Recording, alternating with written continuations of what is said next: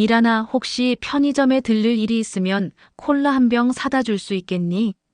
국밥 먹을 땐 시원한 게 좋잖아. 물론 급하지 않으니까 시간 날 때 말이야. 어머니, 지금 제가 애들 숙제 도와주고 빨래하고 내일 도시락까지 싸야 하는데 얼마나 정신없는지 아세요? 콜라 하나 사오라고 저를 심부름꾼으로 생각하세요? 직접 나가서 사시면 안 되나요? 미란 씨의 목소리가 점점 높아졌고 거실에 있던 준호 씨와 아이들까지 놀란 표정으로 부엌을 바라봤습니다. 혜순 씨께서는 당황하시며 손을 저으셨습니다. 안녕하세요. 무료 서비스인 구독과 좋아요 버튼 눌러주시길 부탁드립니다. 감사합니다. 지금부터 이야기를 시작하겠습니다. 박혜순 씨께서는 작은 마을에서 평생 국밥집을 운영하시다가 은퇴하신 후 혼자 살고 계셨습니다. 남편을 먼저 보내드리고 나서는 더욱 적적한 일상이 이어지고 있었습니다. 어느 겨울날 손발이 시리도록 추운 날씨에 혜순 씨께서는 아들 집을 찾으셨습니다. 아들 준호 씨는 IT 회사에서 팀장으로 일하며 도시에 자리를 잡았고 며느리 미란 씨는 초등학생인 두 아이를 키우며 집안일을 도맡아 하느라 늘 바쁘게 지내고 계셨습니다.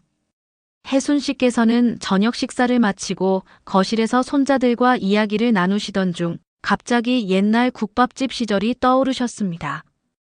뜨거운 국밥에 시원한 콜라 한 모금이면 그보다 속이 시원한 일이 없었던 기억 말입니다.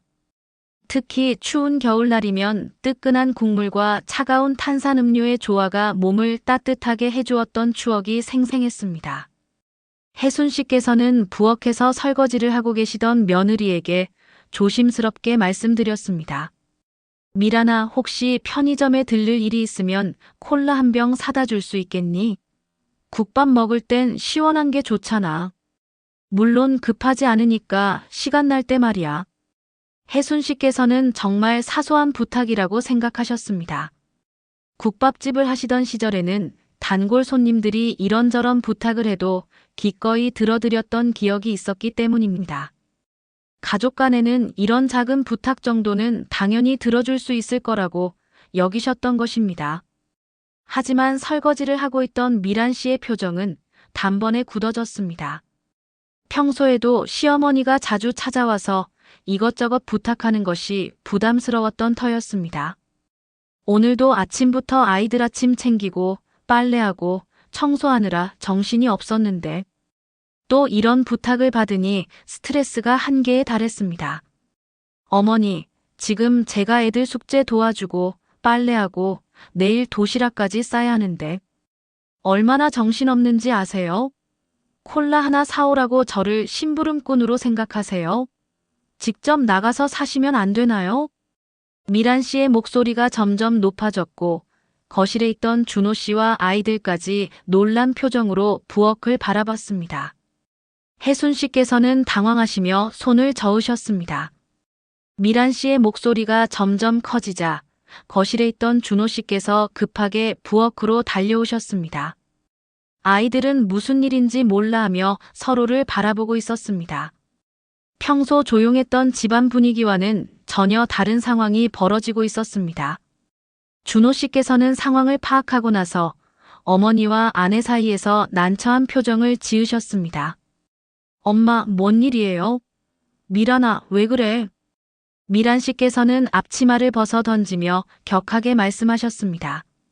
그동안 참아왔던 감정들이 한꺼번에 터져 나오는 것 같았습니다. 당신 어머니가 또 저한테 콜라 사다 달라고 하셔요. 제가 언제부터 심부름꾼이 됐나요? 매번 오실 때마다 이것저것 시키시는데 이제 정말 지쳤어요. 저도 사람이에요. 혜순 씨께서는 작은 목소리로 변명하려 하셨습니다. 이런 큰 문제가 될 줄은 정말 몰랐다는 표정이셨습니다. 준호야, 나는 그냥 가끔 편의점 갈 일 있으면 부탁한 건데. 그렇게 큰 일은 아니잖아. 하지만 준호 씨께서는 어머니보다는 아내의 편을 들어주셨습니다. 회사에서 이미 스트레스를 많이 받고 있는 상황에서 집에서까지 갈등이 생기는 것이 부담스러우셨던 것 같습니다. 게다가 아내가 화를 내면 며칠간 집안 분위기가 험악해질 것을 알고 계셨기 때문입니다. 엄마, 그런 건 직접 하세요. 미란도 애들 키우느라 힘든데 왜 자꾸 시키세요? 요즘 며느리들이 다 그런 거 싫어해요. 시대가 바뀌었다고요. 혜순 씨께서는 아들의 말에 깊은 상처를 받으셨습니다. 단순한 부탁이 이렇게 큰 문제가 될 줄은 꿈에도 생각하지 못하셨던 것입니다. 국밥집을 하시던 시절에는 손님들이 이런저런 부탁을 해도 기꺼이 들어드렸는데 자식에게는 콜라 하나도 부탁할 수 없다는 현실이 서글프셨습니다. 미란 씨께서는 혜순 씨의 외출용 가방을 들고 와서 현관에 내려놓으며 날카롭게 말씀하셨습니다. 어머니, 앞으로는 이런 사소한 일로 저를 불편하게 하지 마세요. 오늘은 당장 돌아가 주세요. 저도 내일 아침 일찍 일어나서 아이들 도시락 싸야 하고 빨래도 널어야 해서 일찍 자야 하거든요. 그날 밤 혜순 씨께서는 쓸쓸히 작은 캐리어를 끌고 눈이 내리는 차가운 거리를 걸어 나오셨습니다. 뒤돌아보니 아들 집 창문에는 따뜻한 불빛이 새어나오고 있었지만 그 불빛은 이제 혜순 씨와는 상관없는 남의 집 불빛처럼 느껴졌습니다. 콜라 한 병이 이토록 큰 상처를 만들 줄은 몰랐습니다. 아들 집에서 쫓겨난 지 며칠이 지났습니다. 혜순 씨께서는 혼자 사시는 작은 아파트에서 우울한 나날을 보내고 계셨습니다. 텔레비전을 봐도 재미가 없고 밥맛도 없어서 라면으로 끼니를 때우는 날이 많아졌습니다. 어느 날 혜순 씨께서는 기분 전환차 오래된 국밥집 창고를 정리하러 가셨습니다. 몇 년 전 가게를 정리하면서 못다한 정리 작업이 남아 있었기 때문입니다. 먼지가 쌓인 선반들과 오래된 식기들을 치우시던 중 구석진 곳에서 낡은 나무 상자를 발견하셨습니다. 상자를 열어보시니 남편께서 생전에 중요하게 여기시던 서류들이 들어 있었습니다. 그 중에서도 특히 눈에 띄는 것은 먼지가 두껍게 쌓인 봉투 하나였습니다. 봉투 겉면에는 남편의 손글씨로 중요 서류라고 적혀 있었습니다. 혜순 씨께서는 호기심에 봉투를 조심스럽게 열어보셨습니다. 안에는 낡은 종이들이 여러 장 들어 있었는데 자세히 살펴보니 한 중견식품회사의 초기 주식 증서와 각종 계약서들이었습니다. 남편께서 젊은 시절 국밥집 자금을 마련하기 위해 투자했던 주식들이었던 것 같습니다. 이게 아직도 유효할까? 혜순 씨께서는 반신반의하시며 다음날 동네 은행에 가서 문의해 보셨습니다. 은행 직원은 증권사로 가서 정확한 조회를 받아보라고 안내해 드렸습니다. 며칠 후 혜순 씨께서는 시내 증권사를 찾으셨습니다. 직원에게 오래된 주식 증서들을 보여드리자 직원의 표정이 놀라움으로 바뀌었습니다. 컴퓨터로 조회해 본 결과 그 회사는 현재 국내 유명 식품 대기업으로 성장했으며 주식 가치는 세월이 지나면서 천문학적으로 불어나 있었던 것입니다. 어머니, 이 주식들의 현재 가치가 상당합니다. 정확한 계산을 해드릴게요. 직원이 계산기를 두드리며 말했습니다. 최종 계산 결과 혜순 씨께서 가지고 계신 주식의 총 가치는 수십억 원에 달했습니다. 혜순 씨께서는 그 엄청난 금액을 듣고 한참 동안 말을 잇지 못하셨습니다. 콜라 한 병 때문에 쫓겨났던 서러움이 순간 머릿속을 스쳐 지나갔지만 곧 복잡한 감정에 사로잡히셨습니다. 이런 큰 돈을 혼자 가지고 있어도 될까? 혜순 씨께서는 집으로 돌아오시는 길에 깊은 생각에 잠기셨습니다. 증권사에서 돌아오신 혜순 씨께서는 며칠 동안 잠을 제대로 이루지 못하셨습니다. 수십억 원이라는 엄청난 금액이 머릿속에서 맴돌았기 때문입니다. 한편으로는 기쁘면서도 다른 한편으로는 복잡한 감정에 휩싸이셨습니다. 처음에 혜순 씨께서는 자연스럽게 아들 생각이 나셨습니다. 이 돈을 알면 준호가 다시 나를 반겨주지 않을까 하는 마음이 들었던 것입니다. 콜라 한 병 때문에 쫓겨났던 그날의 서러움을 생각하니 이제는 당당할 수 있을 것 같았습니다. 혜순 씨께서는 몇 번이나 아들에게 전화를 걸려고 하셨습니다. 손에 휴대폰을 들고 번호를 누르다가도 다시 내려놓기를 반복하셨습니다. 내가 부자가 되었다고 말하면 그들이 태도를 바꿀까? 아니면 돈 때문에 접근한다고 생각할까? 며칠을 고민하시던 혜순 씨께서는 동네 공원을 산책하시다가 한 가지 깨달음을 얻으셨습니다.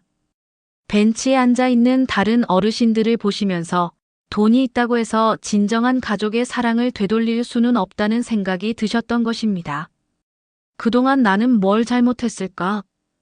혜순 씨께서는 스스로에게 질문해 보셨습니다. 콜라 한 병을 부탁한 것이 정말 그렇게 큰 잘못이었을까요? 아니면 며느리의 입장도 충분히 이해하지 못했던 것일까요? 혜순 씨께서는 국밥집을 하시던 시절을 떠올리셨습니다. 그때는 매일 새벽부터 밤늦게까지 일하시느라 정신이 없었지만 손님들과 나누는 소소한 대화들이 큰 위로가 되었습니다.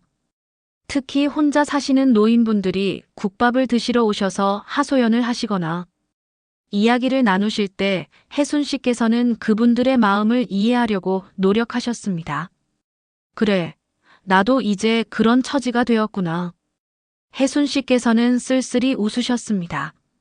돈이 있어도 외로움은 그대로였고 오히려 욕심 때문에 더 큰 상처만 남길 수 있다는 생각이 드셨습니다. 혜순 씨께서는 결심을 굳히셨습니다. 그 돈을 가족을 되찾기 위한 도구로 사용하지 않기로 하신 것입니다. 그 대신 자신처럼 외롭게 사는 이들을 위해 의미 있게 사용하고 싶다는 마음이 생기셨습니다. 국밥집 시절 단골이었던 노인분들의 얼굴이 하나하나 떠올랐습니다.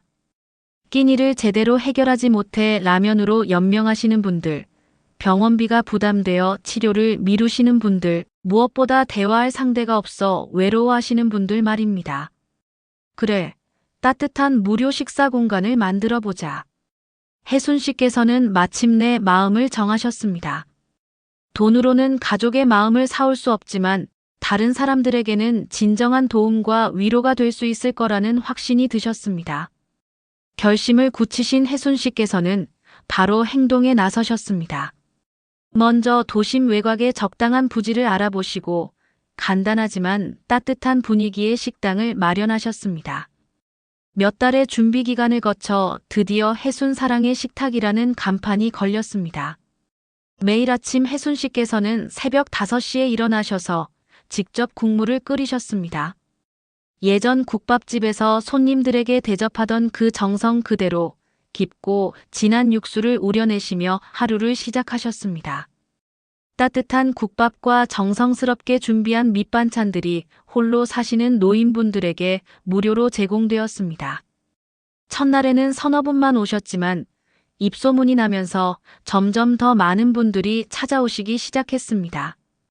혜순 씨께서는 한 분 한 분의 이름을 기억하려고 노력하시며 식사하시는 동안 말벗이 되어드렸습니다. 김할아버지, 오늘은 어디 아픈 데 없으세요? 이 할머니, 손자 소식은 어떠세요? 혜순 씨께서는 손님들의 이야기를 들어주시며 때로는 함께 웃고 때로는 함께 눈물을 흘리셨습니다. 외로웠던 혜순 씨 자신도 이들과의 만남을 통해 새로운 활력을 찾아가고 계셨습니다. 한편 우연히 이 소식을 들은 아들 준호 씨는 마음이 무거워졌습니다. 직장 동료를 통해 어머니가 무료 급식소를 운영하고 계시다는 이야기를 듣게 된 것입니다. 엄마를 그렇게 내쫓고 이제 와서 무슨 낯으로 찾아뵐 수 있을까? 준호 씨는 책상에 앉아 한숨을 쉬셨습니다. 미란 씨 역시 마음이 편하지 않으셨습니다. 아이들이 할머니는 언제 또 오세요? 라고 물을 때마다 답변하기가 어려웠습니다. 그날 밤 콜라 때문에 시어머니를 쫓아낸 일이 과연 옳았던 것인지 후회가 밀려왔습니다. 여보, 어머니한테 사과라도 해야 하는 거 아닐까요? 미란 씨가 조심스럽게 말씀하시자 준호 씨도 고개를 끄덕이셨습니다.